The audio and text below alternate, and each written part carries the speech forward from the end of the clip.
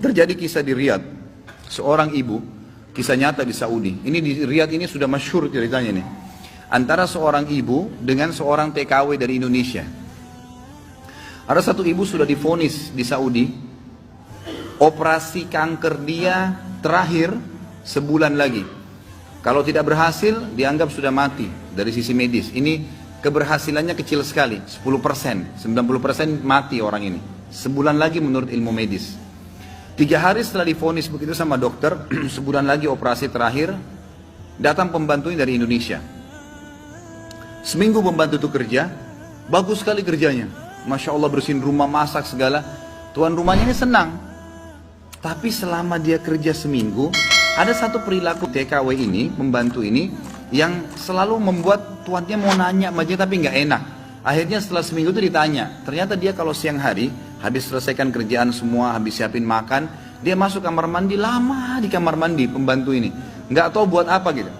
Pas dia keluar dari kamar mandi, setelah seminggu ditanya sama majikannya, maaf saya mau tanya, kenapa kamu ini setiap masuk kamar mandi, lama, ngapain? Langsung nangis tiba-tiba TKW itu menangis, pembantu itu menangis. Dia tanya kenapa kamu nangis? Dia bilang ceritanya begini sebenarnya. Sebelum saya berangkat ke Saudi di Riyadh ini, 12 hari sebelumnya saya baru melahirkan. Dan saya punya bayi di Indonesia. Saya lagi susuin. Nah saya tinggalkan karena keadaan ekonomi. Terpaksa saya tinggalkan. Visa sudah keluar, saya melahirkan, saya berangkat. Nah saya masuk kamar mandi ini, saya keluarin air susu saya. Karena kalau tidak payudara saya sakit. Coba, kalau antum dengar keluhan seperti ini dari pegawai, dari staf, dari orang, apa yang antum lakukan? Perhatikan perilakunya muslimah ini, ya. Majikannya buat apa? Ini ternyata menjadi penyebab penyakitnya hilang. Apa yang dia buat? Dia bilang baiklah. Sambil dia nangis, dia dengar ceritanya, dia bilang baiklah. Dia masuk gajinya itu 800 real per bulan.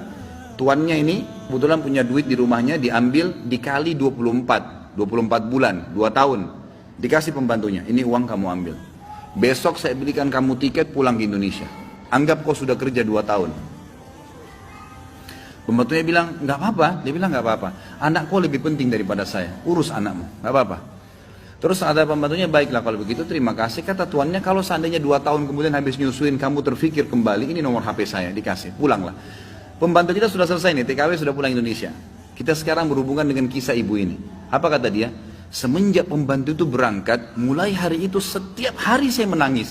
Menangisnya bukan karena sedih penyakit saya merasa terharu, susah menggambarkannya, terharu betul dan bersyukur kepada Allah bagaimana Allah membukakan pintu itu buat saya.